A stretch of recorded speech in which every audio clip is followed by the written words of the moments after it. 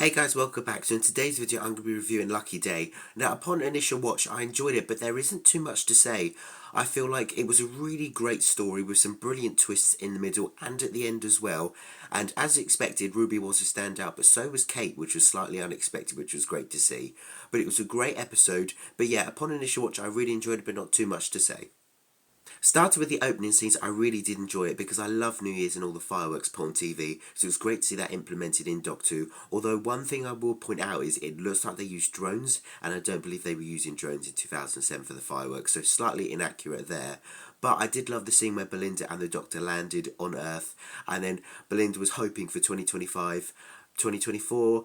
Does the year start with a 20? So all of that I really enjoyed because I thought that was quite funny. So that was really great. And Conrad as well, interesting how the Doctor sort of meets Conrad here, and this is why Conrad sort of turns out the way he does. So that's interesting to see how him accidentally landing there affected Ruby's life. So very interesting how they link together.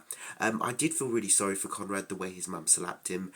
Obviously she's not a very nice person at all, and you can sort of tell why he turned out the way he did because of how his mum treated him. So that was all interesting to see. I did like how he kept the 50p and how the Doctor gave him the 50p. But yeah, it's sad to see that happen. But yeah, it was a really great opening scene, to be honest. With the titles as well, I liked how they added all three names, which was really cool. The only thing I would point out is that the TARDIS did look very CGI, and I think there was a part where the TARDIS goes over the Doctor's name where it's trying to get to Belinda's, and it accidentally goes over his name, so I felt like that was a mistake as well. So although I really enjoyed having the three names, and that was really cool, I feel like the TARDIS could have done with a bit more work there, because it just felt slightly CGI. I love some of the references in the episode as well. Of course, having the shop window dummies in it as a reference to sort of Rose and the Autons, which was confirmed in Doctor Unleashed, and also sort of having these gargoyle-like creatures in an English village is very much like the 1971 John Pertwee story, The Daemons. So that is really cool, and I do really enjoy how we had those references as well.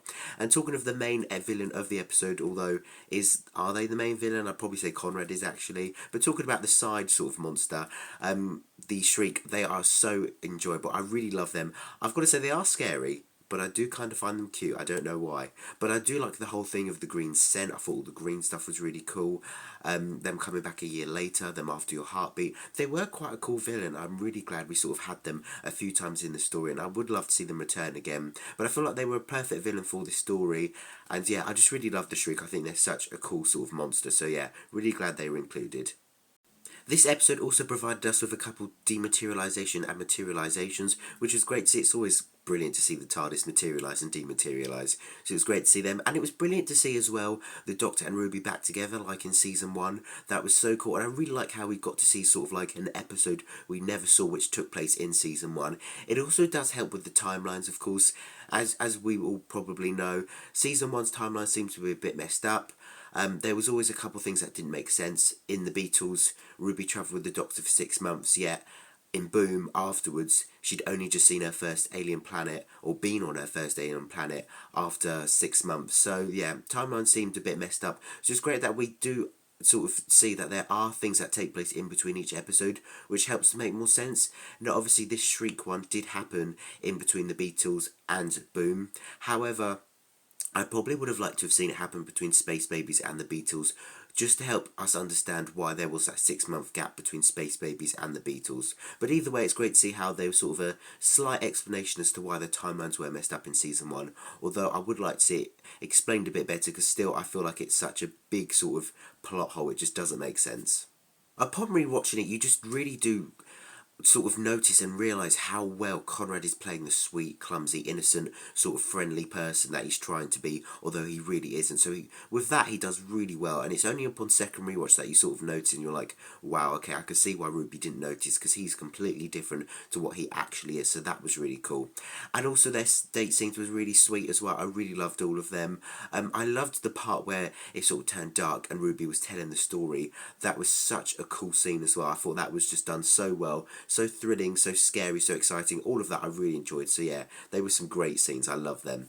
I also liked how when they first kissed as well, if you noticed the taxi lights were flickering. Of course, as we know, the Shriek in the village were fake, so this is probably just a coincidence. But again, I like the subtle foreshadowing shown in the background. Something I also liked about their dating scenes is the shots where they're looking directly into the camera, where they're talking to each other. That just helped make it feel so much more personal and like you're in the moment as well. So that was another thing I really liked how they did with their date scenes. And it was great to see Ruby's family in this again. Her foster mum, her birth mother, and Cherry I really enjoyed, probably more than season 1. I don't know why, she was just so much more enjoyable in this one for me. As was Shirley Ann Bingham as well. She was just so much more enjoyable for me than when I saw her in the 60th anniversary. So it was great to see I enjoyed these characters a lot more.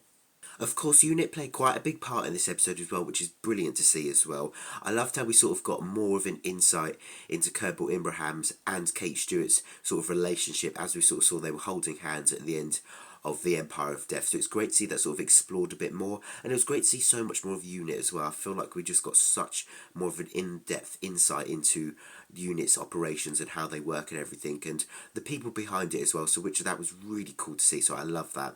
And another scene I really enjoyed was going down to the Unit vaults. Really reminds me of Torchwood, and it's one of the things I loved about Torchwood was all the sort of aliens in the vaults, so it was brilliant to see that. That was so cool, and I would love to see more of the Unit vaults in the future. It was brilliant to see Ruby sort of take on traits of the Doctor, like her talking to herself as she's hunting the monster. That was really cool, and it's always great when you see the companions sort of evolve to become slightly like the Doctor, which is great. And of course the helicopter scene landing and the unit sort of being deployed was another brilliant scene altogether. I really enjoyed that. And then this is where we hit the twist, where it turns out that the two Shrieks are actually just people in costumes, and Conrad is actually the one who is behind it, the sort of the mastermind behind it all. So that was such a shocking twist, and it's just so disgraceful in a good way for the episode how Ruby was so vulnerable and opened up to him, and he just exploited her and was so nasty as well. Ruby deserves so much better. I just felt so sorry for Ruby. It really did remind me of sort of like in 73 Yards, where although this didn't really happen in the end, it reminds me of where Ruby's foster mum said even your birth mother didn't want you. Ruby's gone through some really hard times, so it was so upsetting to see because Ruby really doesn't deserve it, and he's a nasty piece of work. I mean, even what he said about Shirley, about this one's claiming benefits or whatever, that was awful. So he really is a horrible person. And I do love how we sort of saw Unit sort of being shown as like the aggressors and them sort of provoking them, but showing, oh, you can't do anything to me, I've got the camera, blah, blah, blah. All of that is just, it's so accurate to what some people do out there that it's just so annoying, but in such a good way. I loved all that, and I love the sort of subtle references to the Cybermen, the cigarettes, Yeti in the underground. All of that was just so cool. So it was brilliant to see. And then after those scenes where you sort of see Ruby having to be escorted and all their dresses being leaked, that was awful that he done that. All of that was brilliant, and see Unit sort of under sort of attack in a way, and everyone protesting and all of that was just incredible to see. I just was so shocked at that. I really enjoyed all of that because I just thought that was all brilliant as well. So to see all that sort of thing and how easily Unit was sort of slowly, they were sort of slowly being shut down in a way. It was like, it was really shocking. It was great to see, and it really did remind me of sort of like in Jodie Whittaker's era where the unit was sort of disarmed, dismembered, not dismembered, something like that, where they were basically shut down. So yeah, it was really reminiscent of that, and I really enjoyed seeing that again. Also, just going back to that village scene as well, I think it's absolutely ridiculous how he said Ruby Sunday's name is ridiculous. I think his name's ridiculous. I hate even saying it. Conrad is just such a stupid name, and if anybody has that name, I'm very, very sorry. But yeah, I really don't like his name, so I feel like it's a cheek for him to say that to Ruby. As you can tell, I really like Ruby, so I didn't like how horrible he was, but I don't like him anyway. He was so rude to her.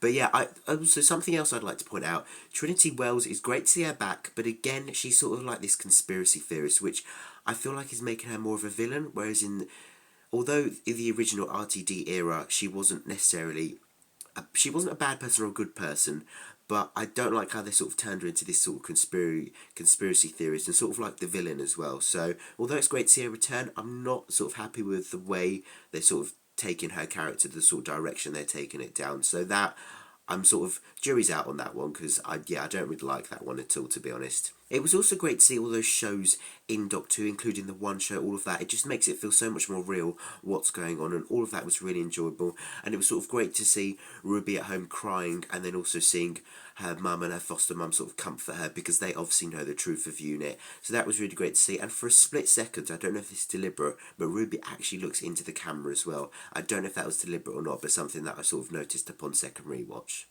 I've got to say, it's great to see Unit infiltrated and how he managed to get into the base as well. That was all really cool, and of course, it's to be expected. He's a tax dodger, yet he was trying to claim that money's going here, there, and everywhere, yet he's not actually paying his money as well to taxes. So I feel like that's just so ironic, and what these people are like as well. So it just comes to show what his character's like. So I'm really glad they included that line. Now, also, what I do like I said, I like how it's infiltrated, but Unit really need to up their security, because this is the second time where there's someone who's working sort of at the top floor who is actually someone who they're not. First we had it in The Legend of Ruby Sunday, and now we've had it in Lucky Day. So Unit really need to think about double checking who they employ, although it was good that they never employed Conrad as well, because he was dodgy, and as Kate was right, do not trust him because he's a horrible person. Now, these were some of the best scenes for Kate as well. I really liked how she said, "Don't you dare point a gun at Ruby," and then the way she sort of steps in front of Ruby as well. It was great to see sort of Kate unleashed in this episode, a bit like the Doctor when he gets really angry. So to see that was absolutely cool. I really enjoyed all of that. And again, it was great to see sort of Conrad sort of playing the sort of innocent one, saying, "I'm just defending myself," yet he's pointing a gun and he's trespassing, trying to make Unit look like the bad ones again. So all of that was great to see, because the way they sort of wrote it, it was just so accurate to how it would be in real life. So all of that was absolutely brilliant. And also still with him saying lines like, "The grown-ups are talking to Ruby," so disrespectful, so rude.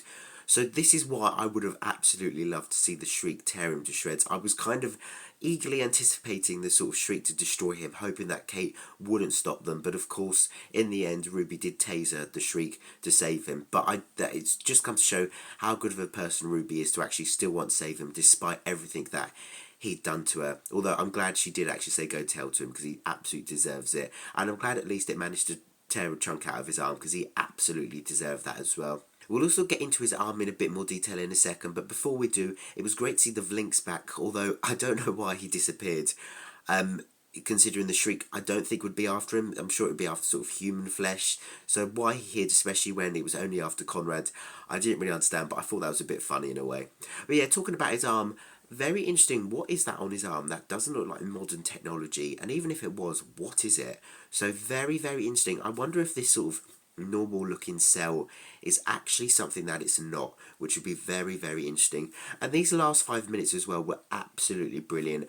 I really liked how there was the sort of confrontation between the Doctor and Conrad as well, how it was taking place before season 2, how that is who mentioned Belinda. I loved how we finally found out who mentioned Belinda's name and why the Doctor went after her in the Robot Revolution. All of that was very interesting, and Conrad obviously seems to be far bigger than he actually seems. He's not just this sort of conspiracy theorist, sort of hate sort of spreader. He's actually someone who looks like to have much more power, and Mrs. Flood seems to be taking an interest. And again, Mrs. Flood being the governor, is that a hint towards who her character is? Why is she helping Conrad? It just comes to, I think she possibly could be a villain, and I do love how, again, she mentioned the TARDIS. She always seems to take such interest in the TARDIS. It's just so interesting to see, and I'm really looking forward to finding out who she is, because now we're actually halfway through the season, which in a way is disappointing that we've already had half of it, but still, it's great that we're getting answers already, which I'm really enjoying seeing.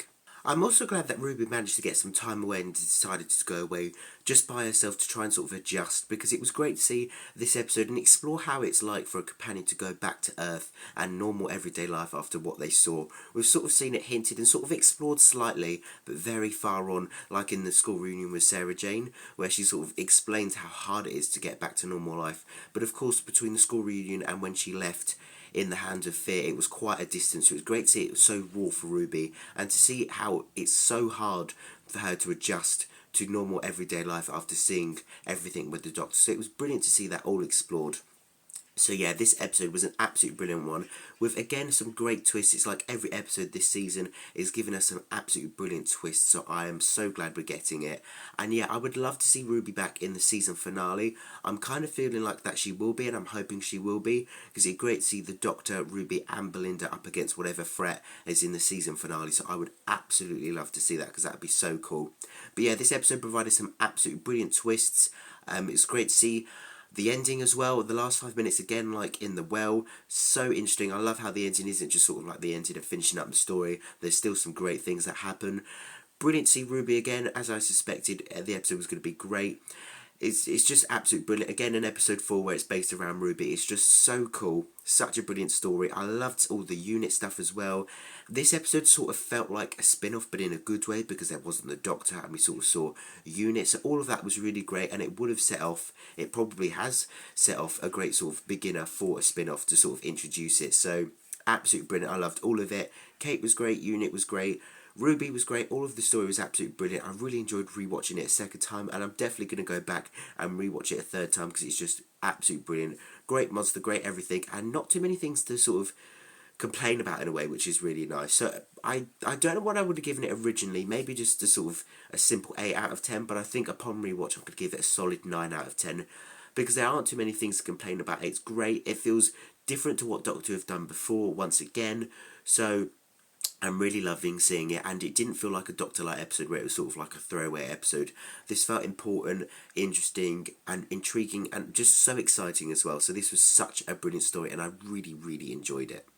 Even at the end with Conrad saying, "I don't accept your reality, Doctor, I reject it," all of that was just, again, really so annoying from him. So again, even though I really dislike his character, it was so enjoyable to watch. And I do wonder as well, the Doctor said that he's going to die at sort of 49 with a heart attack or whatever he said. I wonder if that will happen because it looks like Mrs. Flood is saving him, so we're going to see what happens in that.